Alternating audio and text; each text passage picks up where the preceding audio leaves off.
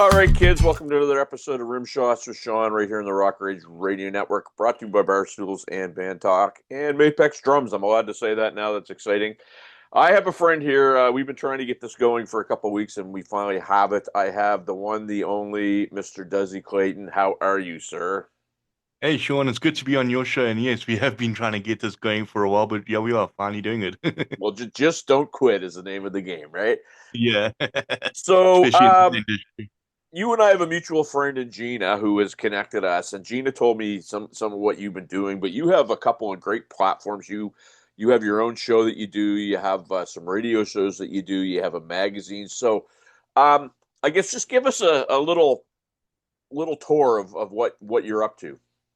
Okay, cool. Well, first of all, I also do a podcast. So it's quite weird for me to be on the other side because I'm normally the interviewer, But my Yeah. my podcast is called Anything Goes Podcast with Duzzy Clayton. And then yeah, I own Fanbase Music Magazine. That's been going for about say like 20 years. So that, that's been going on. That Then I've also do a radio show on quite a few radio stations. I do three radio shows. The Brunch and Lunch Show with Duzzy Clayton. That's a Monday, Tuesday, Wednesday, and a Friday. I don't do the show on a Thursday, but it's Monday, Tuesday, Wednesday, and Friday. And then I also do the New Music Wednesday dinner show. So that's the evening show that I do for new music on a Wednesday. And of course, for all of the hard rock and metal fans and, the people who enjoy the heavier stuff, I have the Hard Rock and Metal Mayhem show, and that goes out on a Monday night on GQ Radio. So, I mean, you have a lot on the go, and I guess you and I are doing similar things in terms of the podcast. I'll ask you this because I never, I never aspired to have a podcast. It was never a bucket list thing. People know this about me, but I was in a band that was playing about 100 shows a year, and then COVID hit, and I just decided to do it for fun, and here I am 5 years later. But what are the origins of your show? Cool. Well, I first started out doing a radio show, where I play music and I started interviewing people on there, but it wasn't a thing, you know what I mean? I was just like every now and have a band on and I interview them. So it wasn't a similar thing. I wasn't really going to be a podcaster. And once again, similar thing to you, COVID hit. There was just not much else to do. And I was like laying in bed this one time and I was like, you know what, let me start a podcast. I've seen a few of them, and people doing similar to what I do. I quite want to do it now. But I was also under the thing of like, do I know what I'm doing? Can I hold conversations? Because, well, in the beginning, people get to know me. I'm very, very quiet. You know what I mean? If you know me in person. And then I was like thinking, will I be able to hold a conversation and all that? So eventually I decided to do it, and also probably around about the same time as you, 5 years later, around about after COVID or during COVID, here I am. I've got the Anything Goes podcast. Well, and I mean, it's interesting because, I've had, I guess, in the period of time that I started, you're probably similar, pardon me. I've seen 42 or 43 local podcasts start and fall by the wayside. And I dug into some stats. Um, I think it's 94 or 95% of every podcast never makes it past 4 episodes. I don't know if you knew that or not. No, I didn't. That makes me feel a bit better seeing how far I've come with it. Astounding stat, right? And the reason is because I think people, and you and I are going to be speaking a lot of the same language here, but you know, Mm, people think that everything you do, people are going to jump on it, and it's always going to be amazing numbers, and mm. sometimes there's a lot of discouragement because you do some things that are, you think are brilliant, and other people just don't, catch on to it, and you do some things that you think are completely moronic, and that's what they latch on to. Um, Yeah. in the 5 years, have you ever got to the point where you're like, yeah, you know what, I'm packing this in. This is just too much. It's just it's not going the way I wanted it to go. I've had that thought, I'll be honest with you, but luckily I enjoy what I'm doing. And I'm enjoying even though I said to you I was very quiet, I didn't know if I could actually Yeah. pull off an interview or conversation. I've been enjoying chatting to people and, finding out about their life and their music and all that sort of thing of what I do. So, the thought is there, and it's like, especially in the beginning when the numbers aren't so high. Right. And for anyone who's starting a podcast, I want to give you this bit of advice. Not all of your even close family members or friends are going to listen to your podcast. And that hit me quite hard. I was like thinking, well, if I can at least start off with like 10, 20 listeners, I've got friends, I've got family. I'm hitting like five listeners, and one of them is my mom and my dad. It's quite desponding, but that fact that you said out like no podcast, some podcasts don't even last the four episodes. Yeah. After that, then they like go away. I would say, I'm glad I kept at it. You know what I mean? And we what now 300 and something episodes in, and I'm glad I've kept on it because it does get a bit better. And but there is, I think just having a podcast in itself, there's a lot of people that won't listen that you would think would, and that's what I struggled with as in the beginning. Well, and I mean, here's the thing. For me, I'm in Halifax, Nova Scotia. We're at almost 800 episodes in our 5 years. Wow. We've interviewed some very cool people. Yeah. Um, we've had I think, a pretty positive influence on our local music scene. Mm. Um, Yet local media does nothing to support us, highlight us, and that's fine. I mean, I'm not necessarily looking for that, but it's astounding. A couple weeks ago, a local station had something about this cutting edge successful podcast, and they had 142 subscribers and 13 episodes, and I think the most watched one they had was 42 views. And I'm sitting No. there going, okay, here I am. I've got over, I think now I'm almost at 30,000 subscribers. Uh, Wow. Okay. Yeah. I've got almost 800 episodes, and they won't even they won't even give me a shot. Did you go through some of that, I guess, frustration in your hometown and where you are? I guess so, but I think that's just people in the industry in itself. And Yeah, if you think about the music industry, like I'm starting to get back into it, but I also used to manage bands and organize gigs for them, and get them radio airplay and all of that sort of thing. But when you're putting on a gig and there's like only the barman and a few waitress and the sound guy that they're playing in front of, it does get a bit despondent. right. And, sometimes it's just the scene that just needs to wake up and then take notice of these certain things, like the podcast or a music venue scene, that sort of thing. And I think that's the hardest part that you get with dealing with something like this, was trying to start or be successful with something like this. You know what I mean? I do, yeah, because I mean, the movie Rockstar. I always look at that. I mean, I've watched that movie probably 50 times, and the scene where the band fires him, and the next thing you know, he becomes the lead singer of one of the biggest bands in the world, and they're all like, "Oh, Yeah. I shouldn't have treated them that way." And I've had moments of that where I've tried to help people, and they've kind of said, "No, we don't want your help. We don't think you're good enough." And then I go off and I do something, and then they want my help. Um, Yeah. I think you got to look past that, right? You just got to power past it. Yeah. Look, I don't want to be like sound like I'm moaning about things, but just things that do come up over the years is especially bands that I've interviewed or musicians that I've interviewed, they don't even share the podcast. It's like it's up to us to Right. make the podcast get its views. And I don't think it should be like that. It should be everyone who's been involved in the podcast should at least share it. Your brand is busy getting interviewed, at least let people know about it. But a lot of people I interview them, the interview is great, and then you look at their social media and they've shared nothing of what we've done. Well, And and that I'll kind tell of you, bugs me I also. I tell you something that was great because I interviewed Robert Fleischman, who sang on that first Vinnie Vincent Invasion album, who the high registered singer. Um, Yeah. and I interviewed J.R. Robinson, who he played on We Are the World. He's a drummer. He played, he was Quincy Jones' go-to guy. Both of those gentlemen shared the interview that I did, and it had significant uptake in the numbers, right? So that's a great point. That's a great point. And I'll ask you this: do you find sometimes, the A-listers have they're easier to deal with and have a better, I guess, perspective than the guys that are up and comers? You wouldn't think so because sometimes these bands are so big. You think like, why would they want to worry about my little podcast? But I have actually had that experience, and then it's the upcoming bands and the little bands that actually need your help that that they don't really share it all. They expect you to pave the way for them. So I do actually agree with you. I've had that. Barring the one or two A-listers, you can understand. They are who they are, but I have had that it's pretty cool when a big band or musician actually shared what you've done. That's really cool, and it helps the numbers. Duzzy, you're telling me that I'm not special. I thought I was the only one that was going through this stuff. So this is a hard. Sorry, this, man. no, it's actually good because I do think, and I mean, you tell me what you think too, but I think that I tell this to people and they go, "Oh, it's just Sean complaining," but they hear it from somebody else. It's the exact same message, and it's like Yeah. they don't even care what I said. They're listening to you and they're going, "Oh my God!" Like, would you agree with that?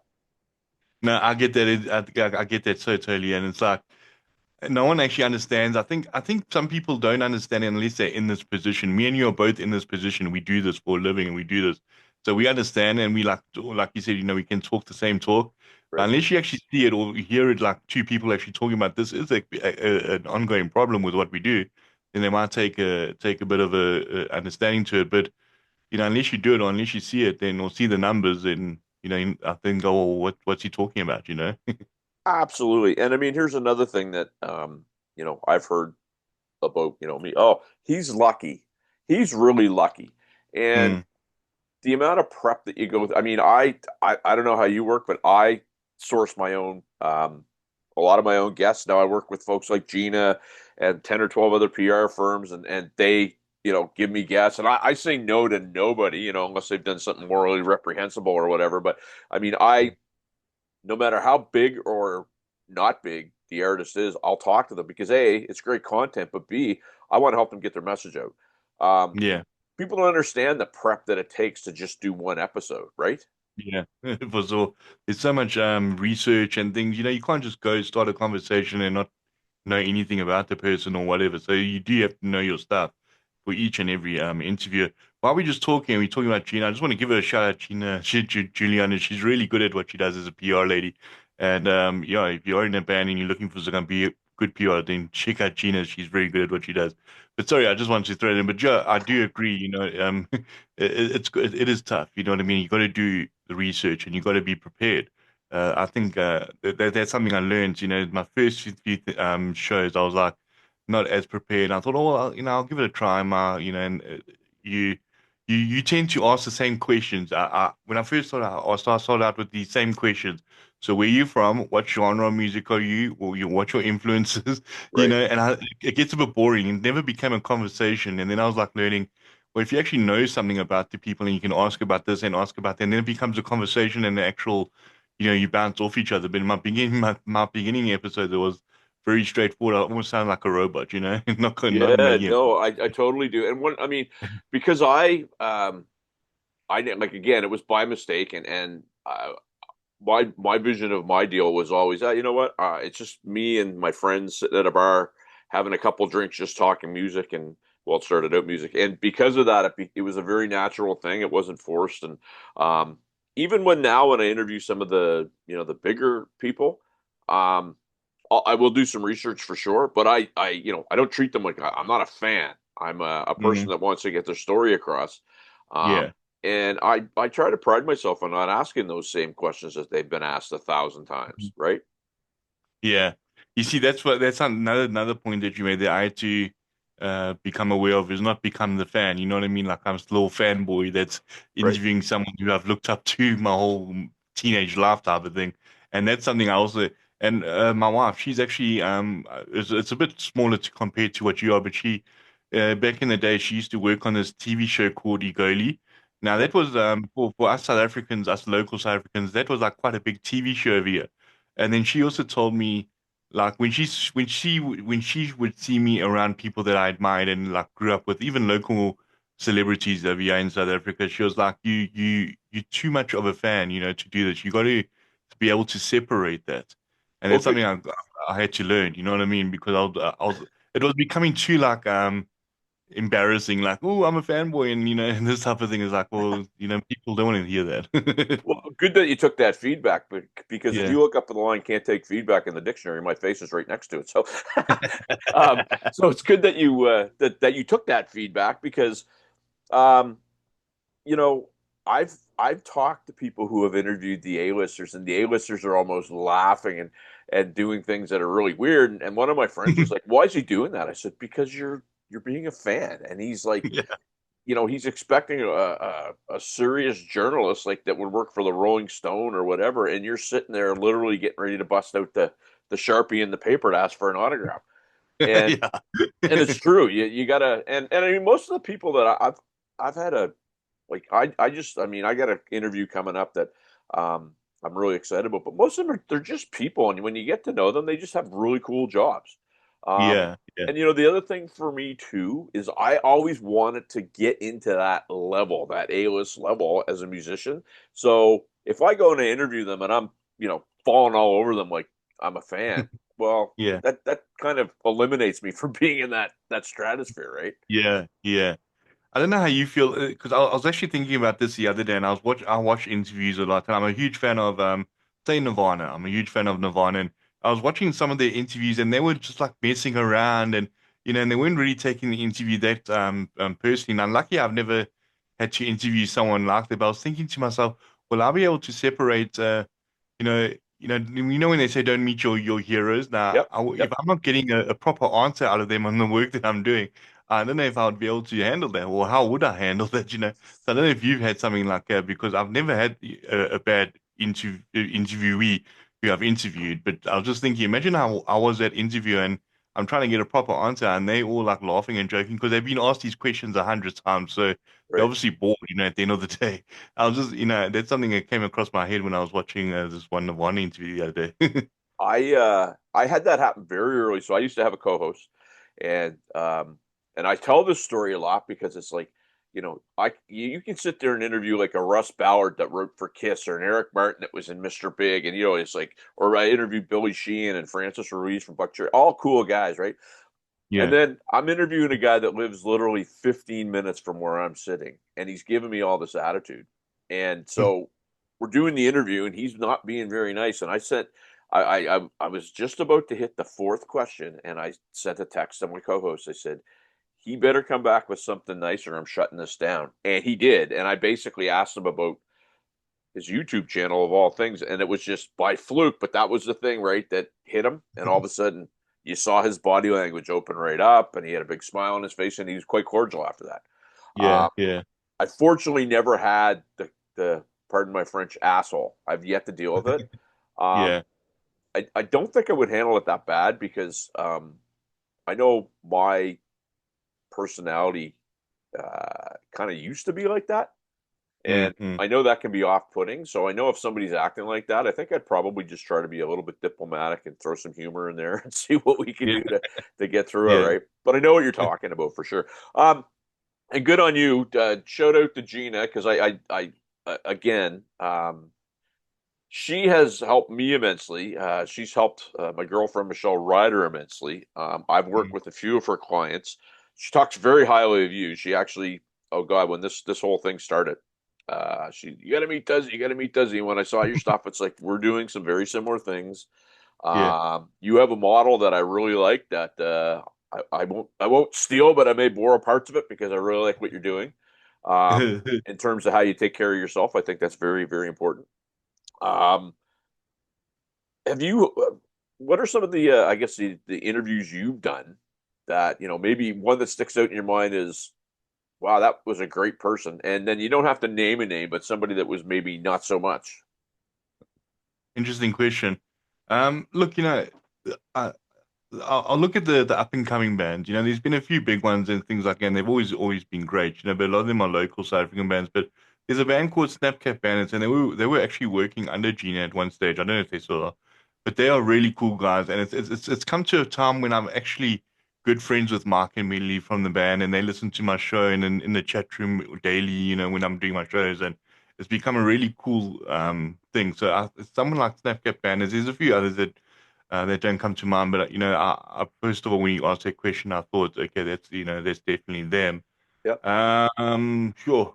To the opposite effect of that, I think, look, it's not about being an asshole or something like that. It's just sometimes you get these bands and musicians who maybe they're nervous or they're just generally quiet people, but it's the types that you can't get a answer out of. They give you like these one-worded answers, and you got to try and make a conversation out of it, and then before you know it, you've like gone 10 minutes in, and you've done really spoken about all that you want to speak about. Where you're supposed to be going on at least half an hour, 45 minutes. Right. So it's Right. those kind of ones that are a bit like, you know. Like I said, I've never had a bad interview or interviewed someone bad, but those are the ones where I just wish you could talk a little bit more. I know it's nervous. A lot of people have told me that they're nervous or they're very young. I've interviewed like a 15-year-old, and she was one of those people that's giving me like one word answers. And I understand that, you're very young and things, but yeah, that I think that would be my answers. Those are the harder ones to deal with or to make conversation Yeah. conversation out of. fair ball because I interviewed a gentleman. I won't name his name. He's a very well known singer, plays in a very well known band. Well, two very well known bands. And a friend of mine interviewed him and said, "Oh my God, he was the most difficult person I had ever talked to in my life, and he just wouldn't answer the questions." And so what I did is I didn't prejudge when I got him. And he was very good. And what I figured out with my friend is French, so he's kind of got a little bit of a strange way of sometimes asking things. Um, Mm, and his questions can be very stale, like very sometimes uninteresting.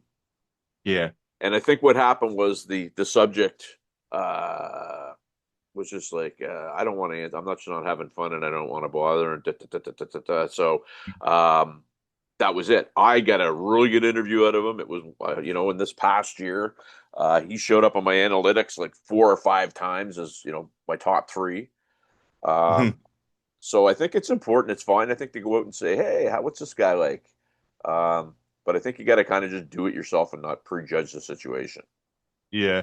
I also think it is the interviewer themselves. I'm just keen to know, this is the first time we've actually had a conversation, Yeah. but you seem like, if you are approached with something like that, you would know how to get out of it or make it a bit more interesting or more fun.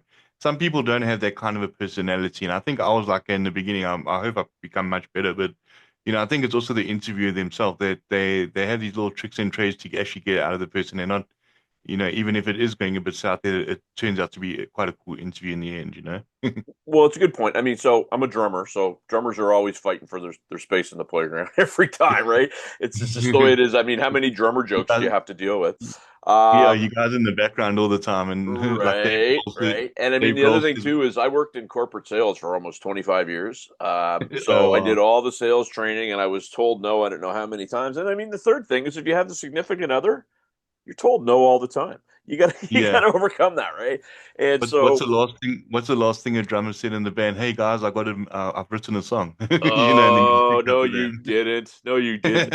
Okay, I got one for you, just because I'm a drummer. band. Drummer walks into the music store, and today's the day that he decides that I'm going to be taken serious as a musician. I'm sick and tired of being made fun of. So he goes up to the guitar counter. The guy comes over and says, "Well, you're a drummer. What are you doing here?" He goes, "I'm going to learn how to play a couple instruments." So the guy goes, "Okay, well, what do you want?" He goes, "Well, I want that accordion, and I want that red trumpet." And the guy looks at him and he says, "Well, you can have the fire extinguisher, but the radiator's bolted to the floor." So there you go, right? That's what we deal with on a regular Yeah, day. that's a good one. I'm gonna learn that. I'm gonna remember that one. Yeah. And I mean, here's the thing. One of the things that a lot of the PR people that I deal with come to me for. I mean, they like my style, but they always say I'm good with that first time, the person that's being interviewed for the first time. Hmm. And I think that's because when I was coming up, I didn't get to do a lot of press. I mean, I was in a band; it was always the singer or the guitar player. Um, Okay. so I appreciate the fact when you're doing something like that for the first time, you want it to go good and what have you. So, maybe that's it. But I've seen your stuff. You prepare. Um, you know, Bit of a different jump for you from the podcast to the magazine when you're doing it. Yeah. Yeah, look, I think I don't like to say it, well, maybe I shouldn't say it, but with the magazine, it is a bit more straightforward because you don't have that aspect of being able to hold a conversation. I Right. send off written questions and they answer that. And then sometimes I think to myself, maybe I should resend those questions because I can elaborate on what they've answered. But, that's something maybe I should work on in the future. But it is a bit different compared to the podcast because there is no conversation that's happening. You're just really getting to know the band and the music and stuff.